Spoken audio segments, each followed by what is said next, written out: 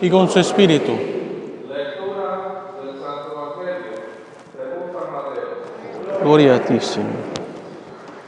En aquel tiempo comenzó Jesús a anunciar a sus discípulos que tenía que ir a Jerusalén para padecer allí mucho de parte de los ancianos, de los sumos sacerdotes y de los escribas, que tenía que ser condenado a muerte y resucitar al tercer día. Pedro se lo llevó aparte y trató de disuadirlo, diciendo: no lo permita Dios, Señor, eso no se puede suceder aquí. Pero Jesús se volvió a Pedro y le dijo: apártate de mí, Satanás, y no intentes hacerme tropezar en mi camino, porque tu modo de pensar no es el de Dios, sino el de los hombres. Luego Jesús dijo a sus discípulos: el que quiera venir conmigo, que renuncie a sí mismo, que tome su cruz y me siga. Pues el que quiera salvar su vida, la perderá, pero el que pierda su vida por mí, la encontrará. ¿De qué sirve a uno ganar el mundo entero si pierde su vida? ¿Y qué podrá dar uno a cambio para recobrarla? Porque el Hijo del Hombre ha de venir rodeado de gloria de su Padre, en compañía de sus ángeles, y entonces le dará a cada uno lo que merecen sus obras. Palabra del Señor. Gloria a ti, Señor Jesús.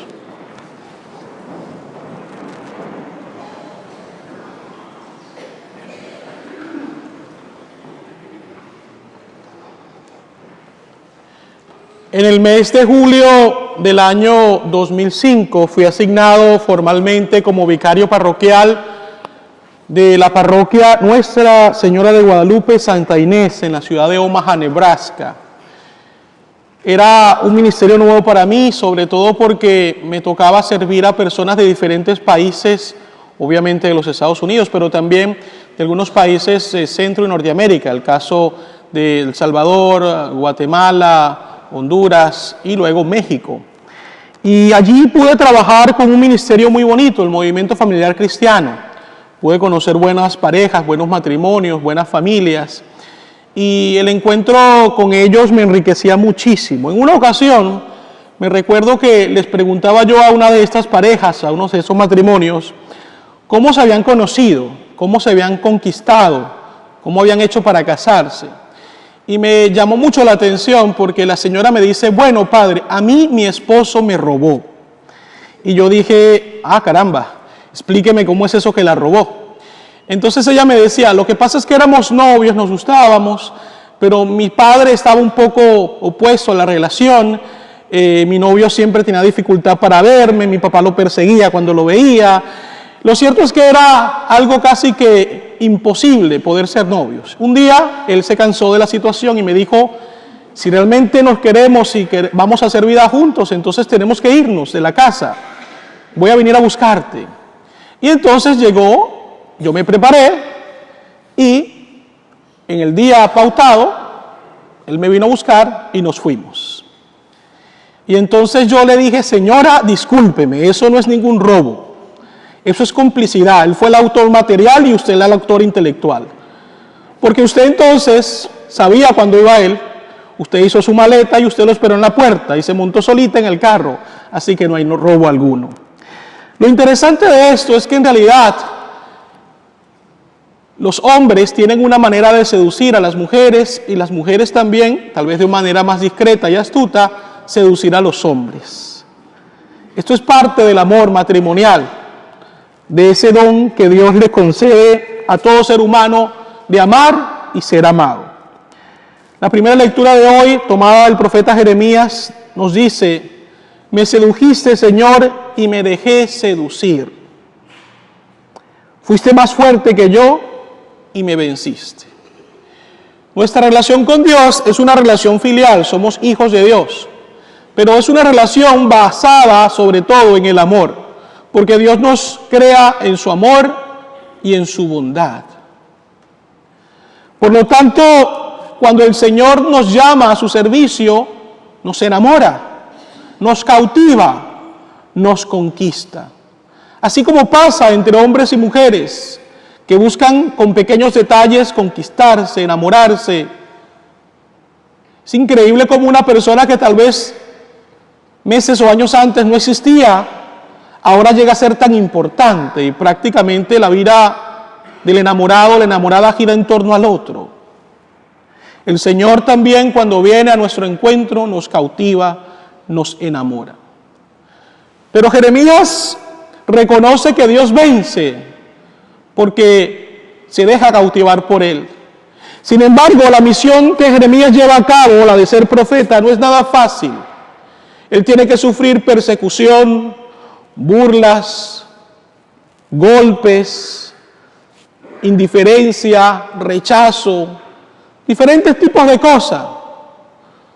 Y esto lo hace sentir triste e incluso le llega la tentación de querer en un momento determinado renegar de su misión. Pero es bonito ver cómo el mismo Jeremías nos dice que a pesar de sentir todo esto, hay algo más fuerte en su corazón. Hay un fuego que calienta su alma y que le hace ver que vale la pena seguir adelante con la misión recibida. Porque el gozo que Dios les da es más grande que cualquier dificultad que él tenga que enfrentar. Y yo creo que este sentimiento de Jeremías lo hemos experimentado muchos de los que le servimos a Dios y a los hermanos en la iglesia. Hay momentos en los cuales se siente el cansancio, el peso de las responsabilidades. Uno pudiera llegar a sentirse hasta cierto punto, pues, sobrepasado por todo lo que tiene que llevar a cabo. Pero a pesar de esto, vale la pena seguir adelante. Porque tomados de la mano de Dios, el camino se hace más llevadero. Tomados de la mano de Dios, cualquier reto es posible de ser vencido. Por lo tanto, pues, tomemos el ejemplo de Jeremías y en medio de las tormentas, las dificultades, no reneguemos de Dios, sino que por el contrario seamos agradecidos que el Señor nos ha confiado una gran responsabilidad para su gloria, para el bien del prójimo y para nuestra propia salvación. La segunda lectura, por su parte, nos presenta a San Pablo, quien nos invita a ofrecernos a Dios como ofrendas vivas, santas, agradables, porque en esto consiste el verdadero culto. En la antigua alianza, los sacerdotes ofrecían animales, porque su sangre era utilizada para de esa manera pedir perdón por los pecados propios del sacerdote, pero también por los pecados de la comunidad. Jesús instaura un nuevo sacrificio, porque Él da su sangre es derramada en la cruz, para que este sacrificio pueda valer de una vez por todas, y de esa manera nos reconcilia con Dios. Ya no es la sangre de un animal, es la sangre de Cristo. Él se ofrece por amor a la humanidad y también siguiendo la voluntad de su Padre. Si nosotros nos decimos cristianos, es decir, seguidores de Cristo, no podemos pretender hacer menos de lo que Él ha hecho. También nosotros estamos llamados a ofrecernos como sacrificios vivos al Señor. Hace unos días atrás celebrábamos el día de San Lorenzo, y yo hablaba un poquito sobre él y lo voy a volver a hacer porque creo que su vida puede ayudarnos a entender un poco este mensaje de ofrecernos como ofrenda viva. San Lorenzo era en su tiempo un diácono muy cercano al Papa, al cual se le había confiado administrar los bienes de la iglesia. Él hacía la caridad en su tiempo, era más o menos este organismo de Cáritas que actualmente existe en la iglesia. Se encargaba pues de asistir a los más necesitados, a los enfermos. El Papa y otros diáconos son apresados y eventualmente son también martirizados. San Lorenzo sabe que la persecución contra la iglesia va a ser feroz y por eso decide hacer algo bien interesante. Toma todos los bienes de la iglesia y se los da a los pobres, a aquellas personas que él servía, y se quedó sin nada. El alcalde de Roma lo manda a llamar y le dice: sabemos que usted es el administrador de los bienes de la iglesia, necesitamos que usted nos los dé, porque de esa manera va a apoyar al imperio. Y San Lorenzo, que ya los había regalado, dice: deme algunos días y se los traeré. Fue, buscó a todas las personas a las cuales había ayudado, a todos los enfermos, a todas las viudas, huérfanos, pobres, y se los presentó al alcalde y les dijo: señor alcalde, aquí están los tesoros de la iglesia, aquí están los bienes de la iglesia. El alcalde obviamente se molestó mucho, pensó que era una burla y decidió entonces mandarlo a asesinar para que muriera como mártir. Pero le dijo a Lorenzo: como tú quieres ser mártir, vamos a asesinarte, pero lentamente para que lo disfrutes. Y la manera como lo martirizaron fue colocándolo en una parrilla. Lo asaron literalmente.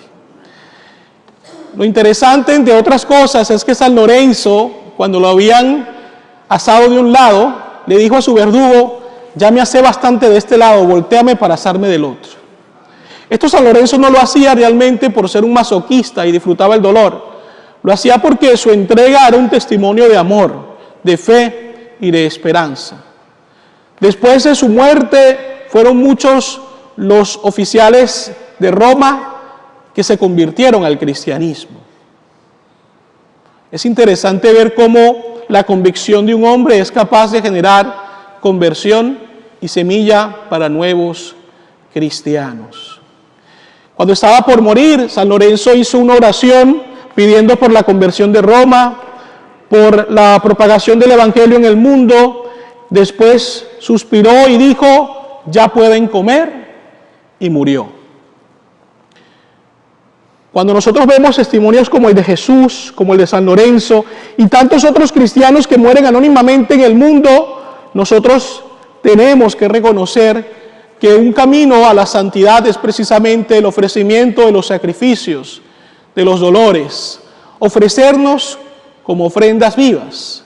Hace unos días atrás, nuestras hermanas de Emaús en la parroquia fueron a ayudar a las hermanas de la Caridad, la congregación fundada por la Madre Teresa, y regresaron muy alegres, porque ellas hicieron fue servir comida a los desamparados a los cuales ellas asisten con frecuencia. El gozo que experimentaron fue muy bonito. ¿Por qué? Porque una cosa es dar y otra cosa es darnos en lo que damos. No solamente es cuestión de llevar un poco de comida, es hacer algo para que esta persona al menos reciba una sonrisa, reciba un buen trato. Pero vamos más allá.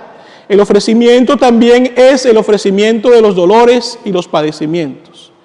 Y aquí voy a entrar en un punto que es mucho más serio. No es posible, queridos hermanos y hermanas, que nosotros querramos santificarnos, pero ante el más mínimo dolor reneguemos de Dios. Si nos duele el dedo gordo del pie, nos quejamos y nos molestamos con Dios y le decimos que se nos ha olvidado de nosotros. No podemos tener esa actitud. No podemos tampoco tener la actitud de siempre sentirnos mal cuando alguien nos ignora o cuando nos insultan. Sé que son cosas que realmente duelen, pero de todas maneras eso lo va a hacer crecer usted en humildad, en santidad. Así que no podemos ser infantiles, no podemos actuar como niños, que porque la persona no me miró, porque no se me dijo qué bonito canté o qué bonito dije una palabra en el grupo de oración, entonces no se me ama, no se me valora. Son actitudes, repito, que hasta cierto punto son infantiles y que no nos dejan crecer. Estas pequeñas cosas también las debemos ofrecer a Dios, porque, repito, son los pequeños detalles los que nos van a santificar y nos van a ayudar a llegar al cielo. Por último, llegamos al Evangelio, que es la continuación del Evangelio de la semana pasada. Y cuando leía el pasaje y lo meditaba para preparar esta homilía, se venía a mi mente una expresión muy conocida por todos. Dime de qué presumes y te diré de qué careces. La semana pasada veíamos que Jesús alababa a Pedro, porque éste fue capaz de reconocerlo como Mesías, como el Hijo del Dios vivo. Pero hoy vemos a un Pedro completamente diferente. El de la semana pasada era un Pedro seguro, un Pedro lleno de fe. El de hoy es un Pedro temeroso, un Pedro egoísta, un Pedro que pareciera que no tiene esperanza alguna. Fíjense ustedes, Jesús les está diciendo a los apóstoles que Él tiene que ir a Jerusalén, que tiene que padecer por el bien de la iglesia, que tiene que morir, que tiene que resucitar. Y Pedro le dice, no, Señor, esto no te puede pasar a ti. En un principio pareciera que Pedro es muy bueno y está preocupado por Jesús, quien es su amigo. Pero en realidad, ¿saben qué? Hay otra verdad de fondo. Pedro no está preocupado solo por Jesús. Pedro está preocupado por su propio pellejo. Él sabe que como seguidor de Cristo, lo más seguro es que después de la muerte del Maestro, vengan los discípulos. Por lo tanto, cuando Pedro quiere prevenir la muerte de Jesús, no solamente es la muerte de Jesús, sino su propia muerte y la muerte de los demás. En ocasiones nosotros nos vemos tentados de actuar de la misma manera, de forma egoísta, de forma cobarde, y no es realmente lo que Dios quiere para nosotros. No podemos pretender vivir un cristianismo sin la cruz de Cristo. Eso que dicen por allí, pare de sufrir, no es verdad. Jesús nos dice en el Evangelio de hoy, el que quiera seguirme, tome su cruz, se niegue a sí mismo y me siga. Tenemos que renunciar a nosotros mismos si realmente queremos seguir al Señor de la forma como Dios nos lo plantea. Pedro estaba haciendo pues un obstáculo a la voluntad de Dios, al plan de Dios. Sería bueno que nos preguntáramos nosotros cuántas veces cometemos el mismo error, porque vaya que como pecadores estamos tentados a hacerlo. Voy a darles solamente algunas ideas sobre este punto. El difícil tema del aborto. Cuando me ha tocado tocarlo con personas que lo han hecho, en muchos casos me dicen, padre, me sentía sola. Nos sentíamos solos ante este desafío. Y las personas que consultamos nos dijeron que si nos sentíamos bien lo hiciéramos. ¿Cuántas veces precisamente se deja sola a una persona que pasa por un momento tan difícil como este, o se le da un mal consejo? Personas que tal vez tienen una dificultad en su matrimonio y acuden a otra buscando una palabra de consuelo, de fortaleza, pero tal vez reciben un mal consejo. Yo creo que tenemos que ser humildes y reconocer cuándo estamos capacitados para ayudar a alguien y cuándo no. Porque si en realidad se nos pide un consejo que sobrepasa nuestras capacidades, lo más honesto es decir, ¿sabe qué? No me siento capacitado, busque usted a otra persona que le pueda dar un mejor consejo y Dios le bendiga. Pero no podemos pretender saber todo, sobre todo si mi consejo va a ir viciado por una experiencia pasada. No siempre sucede, no quiero generalizar, quiero que me entiendan por favor. Pero en algunos casos, cuando una persona da un consejo sobre un matrimonio y ha venido de una ruptura matrimonial, casi siempre esa persona no va a hablar por ti, va a hablar lo que a ella le ocurrió. No siempre pasa, repito, pero es muy común que suceda en algunos ámbitos. Y así, queridos hermanos y hermanas, los padres que tal vez se oponen a que su hijo o su hija ingrese a la vida religiosa porque dicen yo quiero un hijo o una hija que me dé nietos. Tantas formas en las cuales actuamos como Pedro actuó, diciendo no, Señor, eso no te puede pasar, cuando en realidad ese era un plan eterno del Padre. Quisiera dar culmen a esta homilía, pues, resaltando las palabras de Jesús cuando nos dice, pues el que quiera salvar su vida la perderá, pero el que pierda su vida por mí la encontrará. La lógica de Dios es muy diferente a la lógica de nosotros, los hombres y mujeres. Es difícil entenderla, pero es mejor que nuestra propia lógica. Quisiera culminar esta homilía haciendo lectura a un poema muy hermoso. Quisiera invitarles a que cierren sus ojos, si desean, para poder interiorizar este mensaje. Cierren sus ojos, pero agarren bien fuerte sus carteras, por si acaso.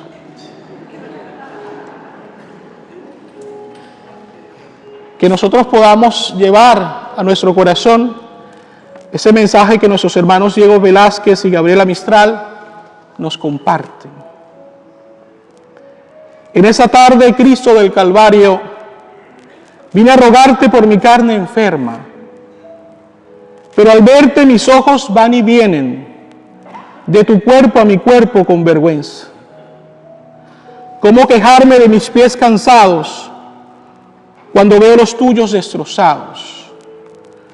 ¿Cómo mostrarte mis manos vacías cuando las tuyas están llenas de heridas? ¿Cómo explicarte a ti mi soledad cuando en la cruz alzado y solo estás? ¿Cómo explicarte que no tengo amor cuando tienes rasgado el corazón? Ahora ya no me acuerdo de nada. Huyeron de mí todas mis dolencias. El ímpetu del ruego que traía se me ahoga en la boca pedigüeña. Y solo pido no pedirte nada, estar aquí junto a tu imagen muerta, ir aprendiendo que el dolor es solo la llave santa de tu santa puerta. Amén.